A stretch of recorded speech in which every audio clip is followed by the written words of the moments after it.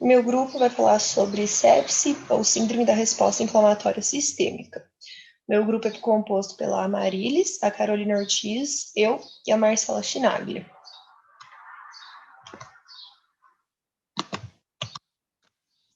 Bom, a sepse é meio que um desafio de diagnóstico e terapeuta para a medicina veterinária. Ela apresenta alta morbidade e mortalidade, complexidade de seus tratamentos e fisiopatogenia. Ela é caracterizada por uma liberação maciça de mediadores inflamatórios, como as citocinas, que leva a alterações teciduais. Causa direta ou indiretamente por micro-organismos, principalmente as gram-negativas. E o Brasil é um dos grandes produtores e exportadores de carne suína do mundo.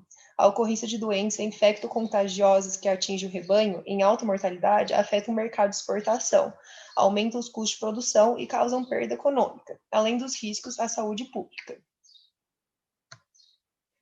Bom, a sepse ela é uma resposta inflamatória exacerbada devido a um agente infeccioso, que nem eu tinha falado antes, que é principalmente por bactérias gram-negativas, mas também pode ser por fungo, vírus e entre outros, que libera mediadores químicos que desencadeiam reações e alterações metabólicas circulatórias, que consequentemente levam à perda da homeostase.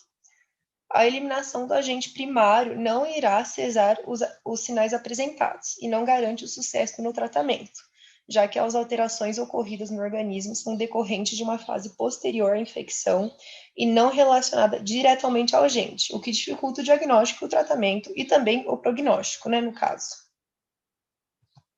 Nos quadros de sepse, devem ser combatidos não somente o foco infeccioso, mas também as alterações hemodinâmicas e as respostas inflamatórias locais e generalizadas, além das suas consequências hiperdinâmicas no organismo. Os agentes que realizam essa resposta, ela gera constante produção de citocinas inflamatórias, mediadores químicos, mediadores fisiológicos e metabólicos, que resulta na perda da homeostase corporal. A fisiopatogenia, ela já é dividida em 3 etapas. O primeiro estágio, a gente classifica como uma reação inflamatória mediada pela produção de citocinas, e é exclusivamente local. Normalmente ocorre na porta de entrada do patógeno em questão. O segundo estágio é representado pela liberação de mediadores químicos, principalmente inflamatórios, iniciando a fase aguda da doença, e as alterações sistêmicas, visando a eliminação do agente, porém promovendo consequências sistêmicas negativas. E já o terceiro estágio é definido como a perda da capacidade de reestabilização da homeostase do organismo, tendo como consequência seus efeitos sistêmicos, que levarão a sinais graves e possivelmente ao óbito.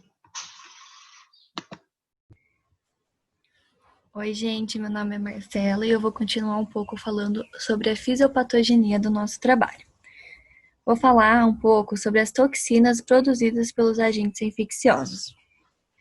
Bom, a teoria mais aceita como principal promotora da síndrome séptica é da liberação dos componentes da parede celular dos organismos infecciosos e de seus conteúdos a serem lisados pela ação do sistema imunológico. O mecanismo mais elucidado de toxinas produzidas por agentes infecciosos que levam ao quadro de sepsis é em relação à bactéria e outros organismos produtores de endotoxinas e exotoxinas. No caso de bactérias gram-positivas, por exemplo, são liberados os ácidos lipoteicoicos, o LTA, e peptidoglicanos, que são chamados de exotoxinas. E no caso de bactérias gram-negativas, ocorre a liberação principalmente de lipopolissacarídeos, chamado de endotoxinas. Essas substâncias, elas são liberadas continuamente durante a multiplicação bacteriana e em larga escala, como consequência da morte bacteriana, devido à lise da parede celular e extravasamento dessa substância para o meio. As endotoxinas e exotoxinas produzem consequência do organismo decorrente da ativação do sistema imune e consequência da produção de liberação de mediadores inflamatórios de modo exacerbado, como citocinas, radicais reativos de nitrogênio e oxigênio e mediadores lipídicos, ocasionando no desenvolvimento da resposta inflamatória sistêmica e, por fim, na sepse. A administração de LPS a modelos experimentais observam-se sinais de alterações hemodinâmicas e cardiovasculares, diminuição do débito urinário, hipoperfusão tecidual, hiporresponsividade da ação dos agentes vasoconstrutores endógenos e exógenos, o que dificulta o tratamento e resulta em hipotensão arterial, lesão endotelial com consequente ativação plaquetária e coagulação intravascular disseminada. Essa sequência de eventos acontece de forma rápida e em conjunto aos outros sinais sistêmicos, como a liberação exacerbada de citocinas pelas células imunológicas. Agora eu vou falar um pouco sobre as citocinas inflamatórias pelas células de defesa. As manifestações clínicas da sepse e de consequente choque séptico, como por exemplo hipertermia, hipercoagulação e hipotensão arterial, ocorre principalmente devido à liberação sistêmica do agente pró-inflamatório e anti-inflamatório, liberando pelas células de defesa, na tentativa de combater a infecção. Essas citocinas, quando elas são liberadas, acarretam em injúrias endoteliais que promovem o aumento da permeabilidade vascular e a exposição de colágeno endotelial, vasodilatação, hipotensão arterial e hipoperfusão tecidual, com consequente isquemia de órgãos e tecidos, que pode resultar na síndrome da difusão múltipla de órgãos. São liberados principalmente as interleucinas IL-1, IL-6, IL-8, IL-10, IL-12 e IL-18, em sua maioria. Elas vão promover o recrutamento de leucócito para o local da infecção, visando estimular a atividade antimicrobiana dessas células, que é a resposta fundamental para o controle da infecção. Dentre essas, a IL-8 tem ação de quimiotática e ativadora de neutrófilos, promovendo a produção de radicais livres e enzimas proteolíticas, para a tentativa de eliminação do agente. E a IL-6 induz a hipertermia, sendo correlacionada com o aumento da mortabilidade. Além das interleucinas, outras citocinas liberadas é o fator de necrose tumoral, TNF-alfa, que está envolvido nos efeitos induzidos pelas endotoxinas, promovendo alterações metabólicas e de funções. É tido como importante mediador na sepse por induzir suas características principais. Essa produção e a liberação excessiva de citocinas inflamatórias é prejudicial ao organismo do animal, pois acaba por inibir a resposta imune adequada e equilibrada, estando fortemente relacionado com a severidade dos sinais e taxas de mortalidade da sepse. Os problemas relacionados à coabilidade são as alterações importantes no quadro e são descaneadas pelas citocinas, que causam lesões endotelial e ativação do colágeno subendotelial, que ativará a cascata de coagulação através do sistema fibrinolítico. Além de impedir a chegada do oxigênio aos tecidos, agravando o quadro de hiperfusão tecidual, resulta em novas lesões inflamatórias, que podem levar à coagulação intravascular disseminada, conhecida também como CID. A baixa oferta de oxigênio resulta em um ambiente anaeróbico, favorecendo o micro-organismo a se replicarem e produzirem mais toxinas, aumentando a acidose metabólica e causando um estado cíclico dos sinais. E, por fim, vou falar um pouco sobre os mediadores secundários e produtos finais que causam dano endotelial. As células endoteliais, elas são inicialmente importante a barreira contra o avançar da infecção, como diversas funções biológicas, incluindo propriedades coagulantes, antiplaquetárias, fibrinolíticas, metabólicas, de regulação de tônus vascular e estão envolvidas em ações do sistema imune. Quando sofre lesão disseminada, perde sua função e entra em desequilíbrio biológico. Uma das alterações mais importantes que sofre na sepse é a adesão da leucocitária, estimulada pela ação de citocinas inflamatórias. O resultado disso é o aumento da aderência endotelial e citotoxicidade, levando à perda de capacidade de manutenção do tecido lesado e à perda de homeostase, com, consequentemente, aumento do extravasamento de líquido e geração de edema. Os mediadores e produtos liberados incluem os radicais livres de oxigênio e nitrogênio, dentre outros. Dentre os radicais reativos de oxigênio e nitrogênio, destaque-se o óxido nítrico, que apresenta importante atividade vasodilatadora e citotóxica de atividades microbicida. Porém, é também um dos responsáveis pela hipotensão, contribuindo para a patogênese da sepse e a gravidade dos sinais apresentados. A reperfusão tecidual e a reoxigenação causam um aumento da produção dos radicais livres, causando maior dano tecidual posterior. O óxido nítrico tem a fusão fisiológicas importantes, estando presentes em diversos tecidos, porém com estímulo para a sua produção e a liberação em larga escala. Seus efeitos deletérios se sobrepõem aos benefícios. Ocorre a promoção de vasodilatação e a resistência aos vasos construtores, caracterizando o choque séptico. Bom, vou falar sobre a síndrome da disfunção múltipla de órgãos.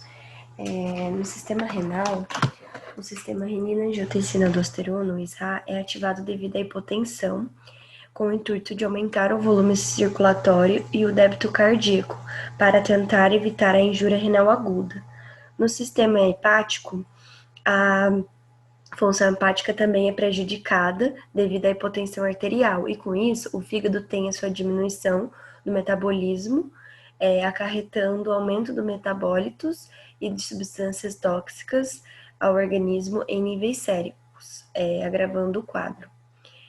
No trato gastrointestinal, ocorre a diminuição do peristaltismo por danos isquêmicos da hipoperfusão tecidual e promovendo lesões ulcerativas de mucosa e aumento da permeabilidade vascular por vasodilatação. Com isso, vai poder facilitar a translocação bacteriana e potencializando o choque séptico. No sistema cardíaco, ocorre a diminuição da função sistólica e do débito cardíaco. E para tentar a compensação, promove arritmias cardíacas graves. Além disso, a diminuição da permeabilidade vascular e diminuição do tônus vascular, o que contribui para a formação de edema, hipotensão e choque. No sistema respiratório, haverá dificuldade de trocas gasosas devido à injúria endotelial dos alvéolos, que levará a hemorragia, edemas e tromboses, causando hipoxemia grave. No sistema circulatório, a ativação dos fatores de coagulação leva à formação de trombos e ativação plaquetária, causando hemorragias devido à injúria da reperfusão.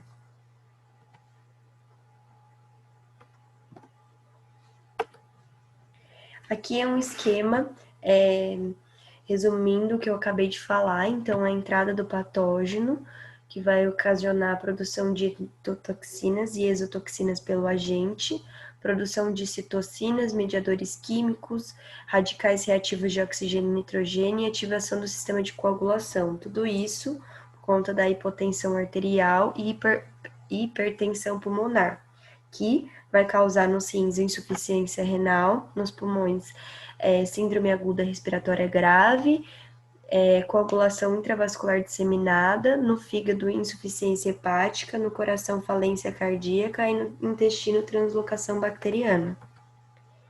Os sinais clínicos mais comuns são taquicardia, congestão das mucosas, extremidades quentes, hiperemia, vômito, taquipneia ou dispneia, anorexia, aumento do TPC e letargia e dor. Após a perda da capacidade de hemostasia, os sinais clínicos começam a se agravar para acidose metabólica, hipoxemia, arritmias cardíacas, edema pulmonar, icterícia, devido à alteração do sistema hepático, e pode apresentar também petequias esquimose pelo corpo. e também alterações do estado mental, conforme o quadro se agrava. As doenças relacionadas podem estar relacionadas ao manejo sanitário de má qualidade, que vai retardar o crescimento dos animais e vai elevar o custo de produção da granja. Possui causas multifatoriais e está diretamente relacionada com a imunidade do hospedeiro, a quantidade de patógeno inoculado e a sua resistência microbiana aos antibióticos. Então, para isso, precisamos analisar as condições de manejo das instalações de produção para que possa prevenir o surgimento das doenças e a sua disseminação.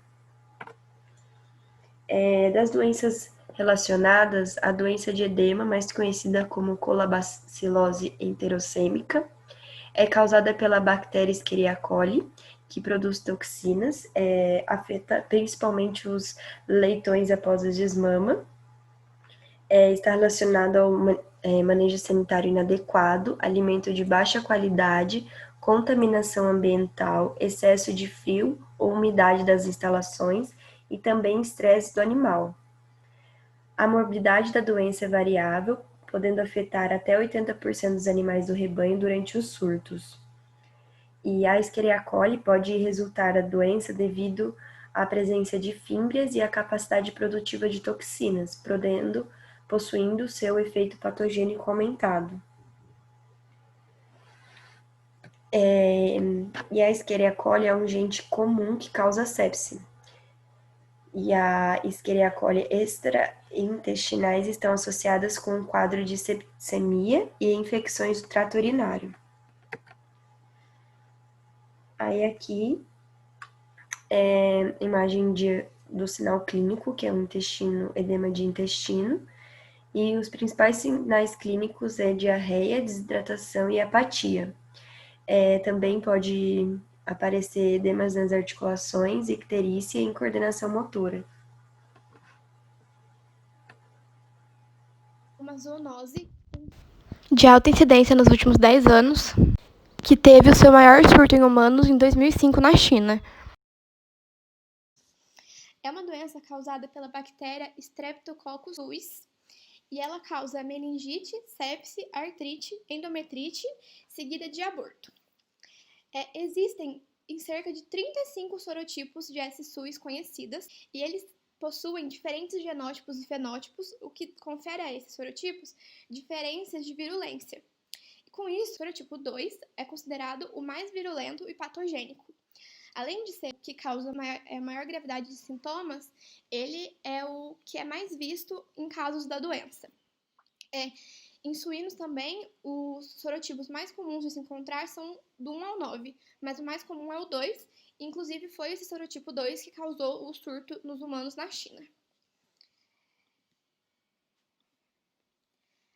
Nos homens, a contaminação ocorre ou pelo contato direto com algum animal doente, pelo contato com carne suína contaminada.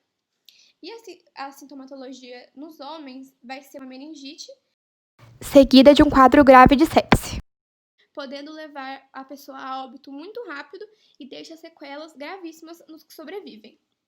Nos suínos, como eu disse, o sorotipo mais comum nos suínos é o tipo do 1 ao 9. Os mais afetados são os leitões recém-desmamados. Os leitões podem se infectar durante o parto. Por isso, o local do parto deve ser bem higienizado e todos os materiais utilizados no parto devem ser higienizados e descartados corretamente, como agulha, luva e bota. A via da infecção da meningite é respiratória. O animal vai inalar a S. suis e ela vai se alojar nas tonsilas. Depois, ela pode cair na corrente sanguínea. Um problema também dessa doença é que a bactéria ela pode permanecer alojada nas tonsilas ou migrar para os linfonodos mandibulares e ficar alojada lá sem causar nenhum sintoma no animal. E os sintomas não vão ser vistos, a doença não vai ser tratada, ela não está sendo vista, mas ela está acontecendo, o que gera grandes perdas econômicas para o proprietário da granja. Os sinais clínicos da meningite streptocócica são febre, letargia, inapetência e tem os sinais neurológicos, que são ataxia, o animal fica fazendo movimento de pedalagem, ele fica tremendo, um tremor muscular, hipersensibilidade, aparecem manchas vermelhas na pele, e pode vir a ter convulsão e morte súbita. E a relação da doença com a sepse? Então, como eu falei, o animal vai inalar a bactéria e essa bactéria vai se alojar nas tonsilas. Depois, ela vai migrar para os linfonodos mandibulares e, através do linfonodo, ela consegue cair na circulação e ela vai invadir diversos tecidos do corpo do animal, vai invadir as articulações e as meninges, que causam a meningite. Com a grande quantidade de bactérias que estão conseguindo se multiplicar e se espalhar pelo corpo, pelos órgãos, vai ocorrer a septicemia. E quando ocorre o quadro de sepse, o animal chega a óbito em poucas horas. Só que é importante falar que a bactéria ela não é resistente a quase todos os desinfetantes. O proprietário tem que, se ele fizer uma boa desinfecção, a gente evita a chance do animal morrer por septicemia. A próxima doença é a erisipela. É uma doença hemorrágica causada pela bactéria Erysipelotics spp. Ela vai afetar diversos órgãos e articulações e evolui também para septicemia. Quanto mais novos são os animais, mais resistentes eles são devido à ingestão do colostro. A faixa etária que é mais susceptível é entre 3 meses e 3 anos.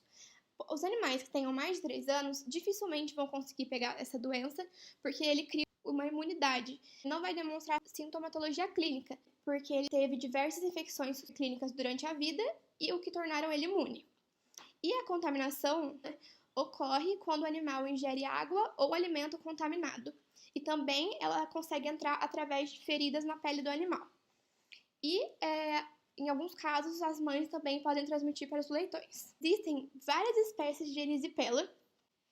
Existem diversas espécies da Erysipelotics, mas a de maior importância é a Erysipelotics russopatiae, porque ela é a espécie que tem maior patogenicidade. Isso ocorre porque ela excreta a hyaluronidase e a neuraminidase. Porém, com isso, a importância que a hyaluronidase tem de fato, ela é meio controversa, porque estudos mostraram que as bactérias que produzem essa substância em menor quantidade são tão patogênicas quanto as que produzem em maior quantidade. Então, o efeito dela na patogenicidade não é bem esclarecido. Agora, a neuraminidase tem um papel fundamental, porque ela só é detectada em espécies da bactéria que são patogênicas. As não patogênicas não produzem. Ela vai atuar na parede celular do hospedeiro, removendo o ácido sálico, que é o que protege a célula, favorecendo a penetração da bactéria nas células do hospedeiro. Além disso, ela vai causar problema na coagulação sanguínea, porque vai ter um aumento da permeabilidade vascular e vai ativar as plaquetas. Os sinais clínicos são congestão, hemorragia na musculatura e no peito e nos membros, e o aumento do baço do fígado. Como a gente pode ver na imagem, surgem várias manchas vermelhas no animal. A doença, na forma crônica, pode causar artrite, insuficiência cardíaca, engrossamento das articulações, o animal pode ficar prostrado, hipertermia e também problemas neurológicos e edema. Na forma hiperaguda, o animal vai ter uma reação inflamatória severa e vai ter o quadro de sepse. E pode vir até morte súbita. Então, como ocorre o quadro de sepse? O animal ele vai ingerir o alimento ou água contaminada pela Erysipelotics. Ao ser ingerida e cair no aparelho digestivo, elas vão chegar nas tonsilas ou em algum tecido linfóide que está presente no aparelho digestivo e através deles elas conseguem chegar na circulação sanguínea. Dali elas vão para diversos locais, diversos órgãos e ficam agindo, liberando toxina na corrente sanguínea, causando o quadro de sepse, podendo levar à morte súbita.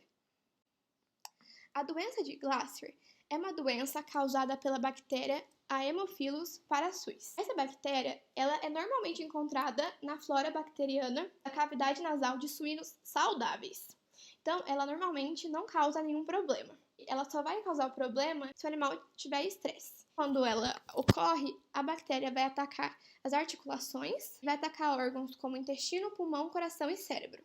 O surto dessa doença é comum de ocorrer em leitões em aleitamento e os leitões de 6 a 10 semanas, quanto mais novo, menos suscetível, porque a imunidade materna ainda está protegendo bem o animal.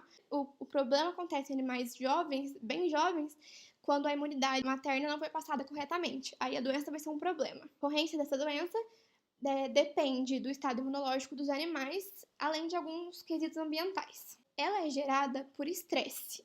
o animal se estressa, o que leva a uma imunossupressão e a doença aparece. O que pode levar a esse estresse? São erros de manejo, misturar animais de idades diversas, condições ambientais e sanitárias inadequadas, ou seja, o espaço apertado, o espaço sujo, ou desmame precoce por transportar os animais. Aí ele vai ter um quadro de estresse, vai ficar imunossuprimido e a doença vai aparecer. Então, a doença ocorre porque a bactéria ela é normal do trato respiratório do suíno. O sistema imune dele consegue manter um equilíbrio. Ele consegue segurar a bactéria para que ela não se reproduza demais e cause algum dano. Mas quando ele fica estressado, a resposta imunológica cai, a bactéria consegue se multiplicar, se replicar e se espalhar pelo corpo, o que vai causar a doença e os problemas.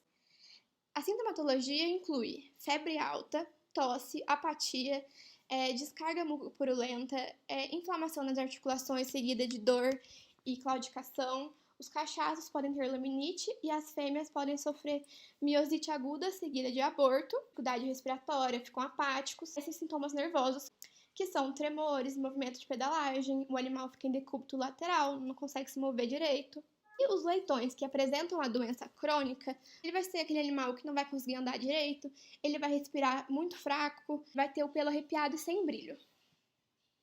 Nessa doença, o quadro de sepse ocorre da seguinte forma. A bactéria consegue migrar e se aderir às células epiteliais do sistema respiratório superior. A bactéria produz lipoligossacarídeos, consegue auxiliar essa bactéria a se grudar melhor nas células do hospedeiro. E além disso, ele também aumenta a resposta inflamatória. Ela produz lipoligossacarídeos, consegue se fixar na célula do hospedeiro, causando apoptose celular e liberar citoquinas, que são tóxicas para o organismo. Dessa forma, depois de colonizar toda a cavidade nasal, ela consegue chegar nos pulmões e através dos pulmões ela consegue chegar a órgãos internos e corrente sanguínea. Porque ao chegar no pulmão, ela entra nos alvéolos pulmonares e as cepas não são destruídas pelos macrófagos pulmonares, porque elas têm uma cápsula. O macrófago não consegue fagocitar ela. Então ela fica lá e consegue colonizar e conseguem cair na circulação sistêmica, além de conseguir atravessar a barreira hematocefálica. Quando ela cair na corrente sanguínea e nos órgãos internos, elas vão se aderir às serosas, onde elas vão se multiplicar, causando lesão vascular e deposição de fibrina. Temos também vazamento de fluidos nas cavidades. Assim, nós temos o quadro de septicemia aguda. Como o macrófago não consegue fagocitar ela no pulmão, dos alvéolos pulmonares, ela consegue atingir todos os órgãos e corrente sanguínea, o que vai levar o animal a ter um quadro de sepse muito aguda. Depois, se a gente fizer a necrópsia, a gente vai encontrar petecas nas meninges, no rim e no fígado. A próxima doença é a peste suína clássica. É uma doença hemorrágica altamente contagiosa e ela tem alta morbidade e mortalidade também. Tem etiologia viral e é causada por um peste vírus e é uma doença muito grave. Ela já foi erradicada de vários países, como Estados Unidos, Canadá e Austrália. A sua gravidade vai depender da cepa viral e de como está o estado imunológico do animal. A infecção da peste suína ocorre através de contato do animal saudável com secreções, excreções, sêmen e sangue de um animal infectado. A peste suína clássica, ela pode se apresentar no quadro hiperagudo, agudo ou crônico. De forma crônica, o animal vai ter febre alta, depressão, quadros de constipação ou de diarreia, vai apresentar lesões na pele, alopécia e vai ficar imunossuprimido. De forma aguda, a gente também tem febre, depressão, o animal tem letargia, podemos ter conjuntivite, cianose com congestão abdominal, de orelhas, extremidades e do focinho. Disso, o animal também pode ter quadros de vômito com conteúdo biliar. Na foto, a gente pode ver como a ponta da orelha está congestionada, as extremidades ficam congestionadas, isso ocorre também nos membros e no abdômen. De forma hiperaguda, a gente pode ter um animal que teve morte súbita e você só descobre na necrópsia, que era peste suína. Mas os animais que demonstram sintomas também têm febre alta, anorexia, sonolência, um quadro inflamatório exacerbado e chegam a ter a sepse e vem a morte. O quadro de sepse ocorre da seguinte forma. O vírus tem a porta de entrada a cavidade oronasal. Ele vai entrar pela cavidade, vai ficar alojado nas tonsilas, onde ele vai se replicar. Das tonsilas, ele vai migrar para os linfonodos regionais e tecidos linfóides, como por exemplo a medula óssea, intestino delgado, baço, entre outros. E com isso, ele pode chegar à corrente sanguínea, causando o quadro septicêmico. E o quadro de sepsis acontece quando esse vírus consegue, de fato, colonizar os diversos órgãos e a corrente sanguínea e libera uma quantidade exacerbada de citocinas, além de provocar uma resposta inflamatória exacerbada. E vai chegar um momento que o corpo do animal não vai conseguir mais e vai entrar em quadro septicêmico. Considerações finais. Nós concluímos que a fisiopatologia da sepse é complexa e envolve diversos componentes, como falha na imunidade do animal, um agente muito infeccioso, e deve ser evitada porque ela tem uma taxa de mortalidade muito alta e o prognóstico é sempre ruim e reservado. Então ela deve ser evitada. E para evitar esses quadros de sepse, a gente tem que achar um meio de evitar que o agente seja disseminado e evitar que o hospedeiro tenha contato com esse agente também. E a gente consegue fazer isso realizando um manejo sanitário correto, fazendo a desinfecção das instalações, ter um ambiente sempre limpo, adquirir animais de locais que tenham certificação e provas de que eles estão livres de doenças. E assim, um manejo adequado pode evitar o quadro de sepse, evitar a morte dos animais e evita que o proprietário tenha percas econômicas com a morte dos animais e gastos com veterinária e medicamentos. É isso.